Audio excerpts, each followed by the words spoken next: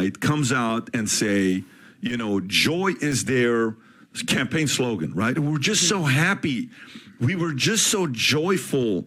We were just so, it was so much joy at, you know, the event DNC that we had. The DNC was so awesome. Rob, you want to play this clip?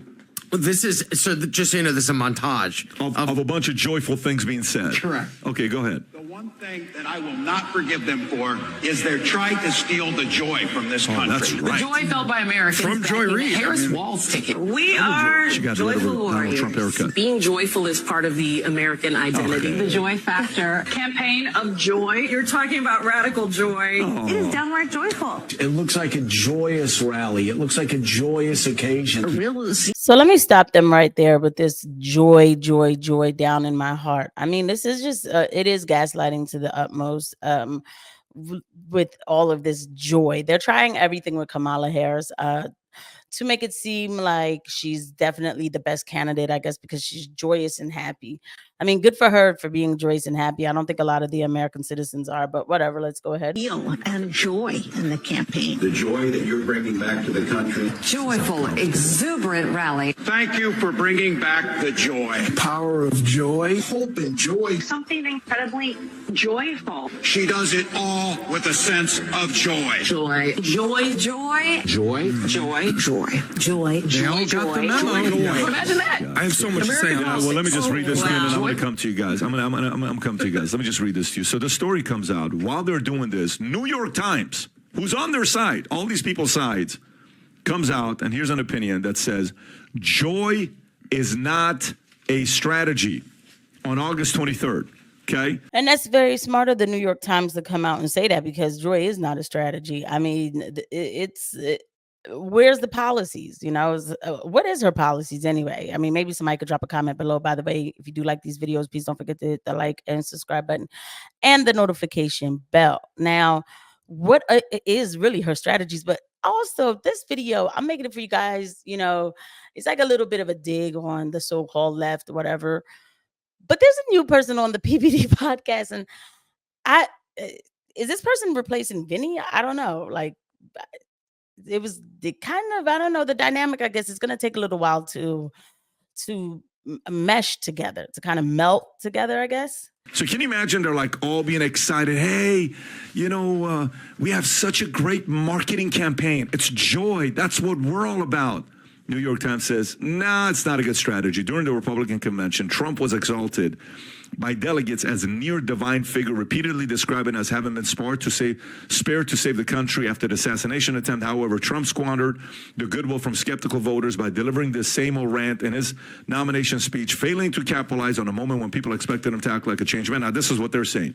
The Democratic convention heavily focused on Kamala as a symbol of joy, with the word being used so often that it felt overbearing. Bill Clinton even dubbed her the president of joy. But this emphasis on joy overlooks the reality that joy is not a political strategy. Voters are more concerned with practical issues like lowering household costs and improving access to housing, not just a feel-good rhetoric. Amy, what do you have to say about this? Oh, this next line is great. Sorry, the Mean Girls reference. I don't know if you guys get this, where they say it's the new fetch for Mean Girls. Guys, Democrats, stop trying to make joy happen, okay? It's not going to happen. Anyone who knows Mean Girls reference would laugh at that. This is absolutely ridiculous. And you can see the way this messaging is being utilized, both to prop Harris up and also to bring down to bring down Trump and to bring down JD Vance as well, because so what happened was the joke didn't it didn't land, and so poor thing, she's like kind of floundering a little bit. I don't know, you guys let me know, maybe I'm being kind of hard on this girl, but where's Vinny? What is going on? I remember they did say they were gonna hire for a new person, but I didn't think, I don't know. It feels a little weird, but everything that's new takes time. It takes time. Their messaging for the Republican side is that they're weird. So all in all, the messaging is that Republicans are weird. The Democrats are joyful. And I just want to know, what group chat are all of these people a part of, where all of a sudden they just get the message, hey guys, this is the main strategy that we're going to be focusing on. The word of the day is joy. Exactly. Like it's so ridiculous.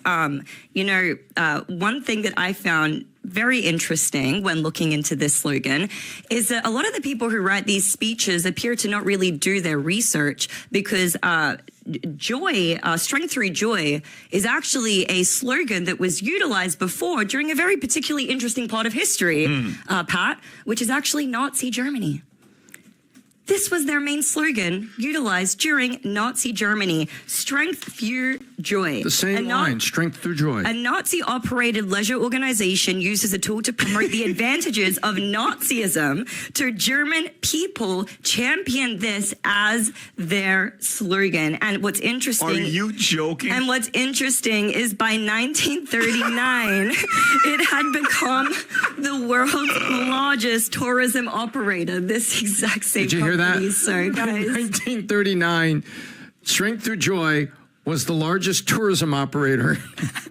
Wow, it says it right there. Yeah, so KDF was composed of several departments with their own specific goals, with each department organizing different leisure activities. So, okay, so now obviously, how much of this do you think is coincidence? How much you think it's intentional? How much of it you think is just a pure screw? I don't know. This is kind of reaching a little bit for me, but I mean, again, whatever. She's new. Maybe that was the point that she felt like she needed to make. And you will see Adam isn't really that hype about that point either. It's funny, but Tom had to point her to her notes. Okay, I'm giving her a hard time, right? It's the first time, you know, I get nervous too. So, and I'm not even like on the camera right now for a little bit. So, hey, I'm sure it'll go great. I'm sure it'll be fine. That they didn't pay attention to this. Yeah, I think the speechwriters aren't doing their research. They don't know their history, and they don't care to know their history because all they care about is propaganda. And I also don't think that this was the perfect point to bring up about knowing your history or whatever, and this is for propaganda, because the problem is there's a lot of people who don't know a lot about that history from that time in that era, you know, especially with, and it's just a lot people don't know, and I'm finding that out, even myself, right? So I don't think that was really what they were going for. I think that they were really just being ridiculous with all that joy. All they care about is messaging. But had somebody done their research for 2 minutes, they would have found this. Are we sure we want to go with the strength through joy thing? So this is, once again, Democrats running on feelings versus the hard work of policies and promises. And the feelings, tax the rich. Oh, I feel so, it's so unfair. Tax the rich, feelings. We're throwing joy at you. All this, it's all of these feeling monikers that they're throwing at the American people, not throwing them at real things that can work, such as the policy things that she threw out over the weekend that even Obama's economist was backing up, going, yeah, I don't think that's a really good policy. Even Obama's chief economist was saying, look, these things they're talking about are not a sensible policy. They may get people emotionally aroused, but it's not sensible. Mm-hmm. Adam, thoughts? Well, look, the reality is Democrats are way better at marketing than Republicans, period. And if you want to go pound for pound, Trump is a way better marketer than anybody as an individual. So you have Trump versus the entire DNC, mainstream media, Hollywood versus basically Trump and Truth Social. And they're in a neck-to-neck race. I think it's complete fabrication that the joy of the Nazis is equivalent to the joy of the Democratic Party, but you do you. What I will say is this. There's a famous phrase from our friend Mario Cuomo, where he said, you campaign in poetry and you govern in prose. Yes, I'm quoting your father, Chris Cuomo. And basically what that means is, yes, during the convention, you don't have to have deep policy specifics. That's not what people are there for.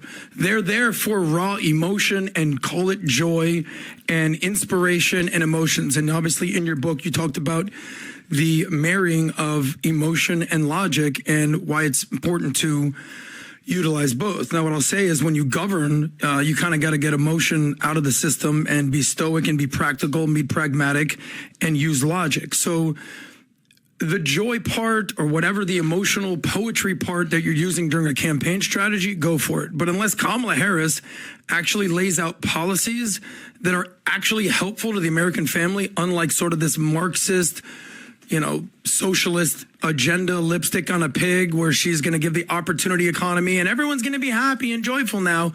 Yeah, show me the numbers, because I'm not buying it. So even the story right here, high rent forces mama too to move family into hotel, hoping Joy ain't paying my bills. And I totally agree. So it's fine for now. And there's a lot of people who could just go on raw emotion. They're going to fall for it. But I want to see a policy and I want to see an action strategy from Kamala Harris. Are you overlooking the collusion of the mainstream media? Have you ever seen the mainstream media repeat a Trump point like this? Of course. Well, we've seen the whole talking point, but obviously they got the memo. Yeah. So check this out. So when you look at this, Harris' DNC speech drew 28.9 million viewers, 500,000 more than Trump, Political says, okay? And if somebody could look at that who doesn't really follow stories closely, they could say, oh my God, that's pretty crazy. Maybe, she has more excitement. Kamala's DNC acceptance speech, 28.9, Trump's 28.4. The speech was notably high for DNC, with MSNBC reporting 7.2 million viewers during the 40-minute address. It's the highest ever for DNC. The 2024 DNC average, 21.8 million viewers over 4 nights, outperforming the RNC 18.9 million viewers. The DNC final night drew 26 million viewers overall, including 6.7 million in the 18 to 54 category, substantial increase compared to the RNC. Despite the strong viewership showing the 2024 DNC average viewership was 200,000 more than the 2020, but 8.2 million less than 2016. That just Hillary Clinton's get beat up no matter where Hillary Clinton's nomination drew 30 million viewers. Was 8.2 million more. The 2024 convention saw significantly celebrity involvement and network viewership, with MSNBC leading in total audience. Okay, sounds good. Now, the story though was how WAPO says there was a rumor about Beyonce as DNC that fooled the world. Rob, do you have this clip? I mean, he's right about that. I'll end with this. One thing about the Democrats, they do know how to deliver a message, even if they're lying in the whole message, right? Because I will say about the DNC, they definitely let go of all of that woke stuff. They were like, it's almost like they were just like, let it go. People have had enough. We'll kind of hint to it a little bit, but we're not going to get too crazy with it because, we're not trying to piss the people off anymore. So I feel like that definitely happened on a DNC, whereas the RNC, it felt like they're fully pandering to groups in America, if you will. And I don't understand why people can't just say the American. I mean, the DNC, the Democrats have figured out how to go back to saying American. It's funny that they're the ones doing it, but not the Republican. They kind of took the MAGA message, at least in the first day of the DNC.